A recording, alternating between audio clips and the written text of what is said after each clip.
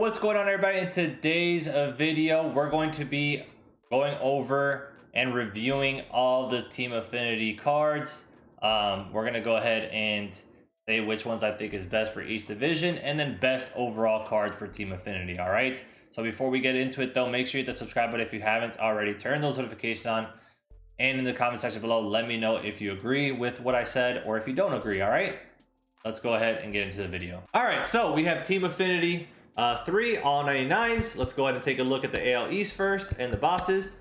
You got Brian Roberts, then you have Wade Boggs, DJ LeMahieu, Brad Miller, and Tom Henke. Let's go look at Brian Roberts real quick. 125, 83 versus right, 107, 80 versus left, 97 vision, 113 clutch, 91 fielding, 77 arm, 94 reaction, 92 speed. So very good card. Let me take out this camera out the way. All right, very good card, as you can see. You know, switch hitter, gonna fit the Santana boost. Great defense. Even without the Santana boost, he's still very good, right? High clutch, great contact numbers. But with the Santana boost, he's gonna have pretty much max contact, and he's gonna have max clutch pretty much. So very good card here. And we got Wade Boggs, max contact without any parallels, 85, 78 versus left. Power's a little bit low, but we know Boggs has a really good swing. 125 clutch, 115 vision, 85 fielding, 56 speed. I mean, and he maybe fit the Big Poppy boost. I gotta see if he does or not. However, with that being said, again, a very good card. We know he has a good swing, got good, decent quirks as well. You know, very good card for sure.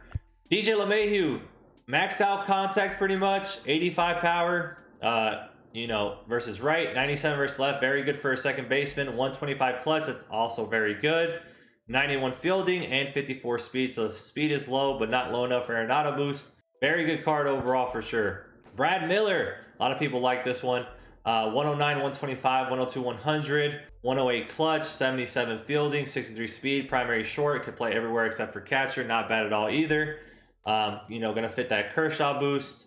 So, you know, the contact versus righties can get maxed out, and the clutch will go up higher as well, depending on how much you're gonna use of the Kershaw tier, the tier of the Kershaw boost. And then last but not least is Tom Henke. I mean, four seam forkball slider, outlier on the fastball, 116 hit per 9, 125 K per 9, 113 clutch. For me, Henke never really makes my my bullpen because he's just very readable. Actually, let me turn off the camera because you can't see everything. All right, with that being said, my top pick in this one is going to be Brian Roberts. I think he's the best card. You know, switch hitting, second baseman, gonna fit that Santana boost. You can make the argument LeMahieu's even the best card as a second baseman as well, or, you know, he's the most well-rounded card in the sense of he's got pop, very good pop. So LeMahieu's definitely up there, but I think Brian Roberts takes it by just a little bit because he has that great speed, and again, fits in the Santana boost, as opposed to LeMahieu, who doesn't really fit a boost. That's the AL East. Let's go to the NL East now.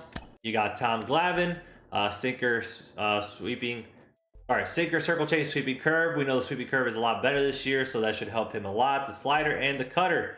99 hit per 9 and 190 clutch. I don't like that by any means. I think it's you know, too low with the 99s that are out now. Next is Sandy Alcantara. He's going to have 103 hit per 9, 105 walks per 9, 100 clutch. I still think that's pretty low as well. Outlier on the second pitch with a sinker. He has a circle change sinker, four seam slider, 12-6. I'm not a fan of Sandy. I think he's very readable. Per 9s are pretty low, and even when he's had higher per 9s, he still doesn't do well in my opinion. Gary Carter, let's look over at him. 93, 88, 101, 93, 107 vision, 113 clutch. Primary catcher could play first, third, left, and right. Yeah, I don't think this Gary Carter is very good at all, honestly. Mike Schmidt, 85, 105, 103, 125, 94 clutch, 97 fielding, 61 arm, or sorry, 61 speed. Very big drop off with the hitters from the AL East to NL East. Let's look at Andre Dawson, 108, 94, 101, 82, 101 vision, 98 clutch, 90 fielding with the 91 speed. Again, a very, very big drop off from the hitters in the NL East, or the AL East. From the AL East to the NL East, very big drop off with the hitters. In my opinion, the best card though is probably going to be Tom Glavine, and even then, I'm not excited about Tom Glavine at all. He has very low hit per 9 and clutch. Next over is the AL Central. We got Lucas Giolito, four seam circle change slider, 12-6, 109 hit per 9, 103 K per 9 and 112 clutch. That's good per 9s, but the pitches are just not there. No outlier. Not excited at all for Giolito at all. Next is going to be Cliff Lee, sinker cutter combo. You got the circle change up curve 4-seam. 96 hit per 9 and 92 clutch. Again, a guy with very low hit per 9 and clutch. Got the nice pitches, sinker cutter combo. But, you know, in my opinion, those are too low. Especially since you have, you know, CC Sabathia at the 250 collection reward. You know, you got this new Arrieta that came out, a new Paul Skeens. You had Al Leiter already. Too low in my opinion for 99s. Next is Alan Trammell. 109.78 to 119.84. 109 clutch. Primary shortstop. Second base, third base, left field, center field, secondaries. 90 fielding. 80 speed. You know, pretty good for, you know, an Alan Trammell card for sure. The power is a little bit lower than last year's card, but still not a bad card at all. Definitely, you know, way better hitter than any of the NL East cards. We got Whit Merrifield, 125.77 versus right, 109.92 versus left, 102 vision, 125 clutch. That's very nice. 90 fielding, and then 84 speed. Primary, second base, first base, third base, left field, center field, right field, secondaries. Pretty good card. I think I would take him over the, for sure, take him over the Alan Trammell, actually, for sure. And then last but not least, Harmon Killebrew, primary, third base with first base, left field, secondaries. 102, 117, 98, 125. So very good power. Contact's not bad either. 102 clutch, that's not bad either. Will fit the Arenado boost as well with the 42 speed. So that would help him with his contact versus right and his clutch go up. So, you know, not a bad card at all, especially good power for me though. Whit Merrifield would be the pick. I think he's actually a pretty damn good card. He always has a nice little swing too.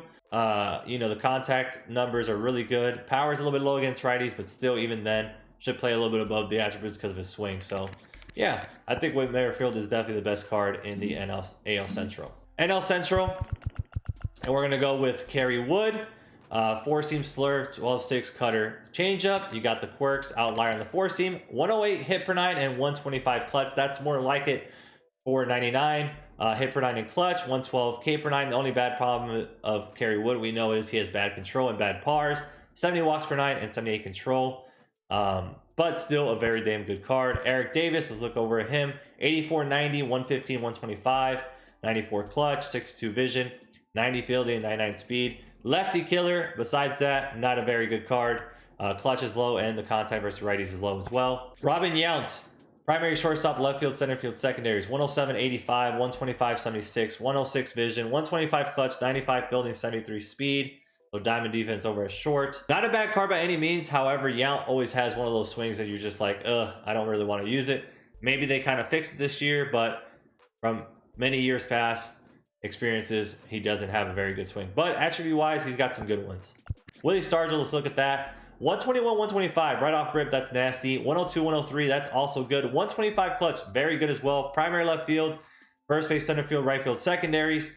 80 fielding, 46 speed, not going to fit the Arenado boost, but will fit the Clayton Kershaw boost, so that's not bad either. Very good card. Willie Stargell is a very good card. Can use him as a platoon at first base or DH, so I'm very impressed with this Willie Stargell. He's got some decent quirks as well. Very impressed with that Willie Stargell. Ryan Ludwig, 108, 105, 97, 102, 117 clutch, that's nice. 83 fielding, 74 speed. I know for a fact he's going to fit the Ortiz boost, so that's going to be good for him. And he also throws lefty, so he will also fit in the Clayton Kershaw boost. You can get the Arenado, or not the Arenado, but the Ortiz Kershaw boost combined. You know, not a bad card, especially when you give him the boost. He should be really damn good. Now, with that being said, I'm still gonna go with Kerry Wood as the best card in this in the NL Central, just because he is got the good per 9. It's got the outlier on the 4-seam, cutter combo, slurve, all that. I think he is I think he is the best card for sure. And then a close second would be Willie Stargell, in my opinion.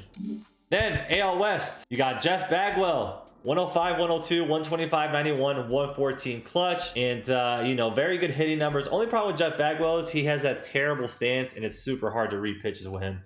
Besides that, he's got good hitting numbers for sure. Got Jim Edmonds, primary center field, first base, left field, right field, secondaries, left-handed hitter, so you know he's going to get the Kershaw boost.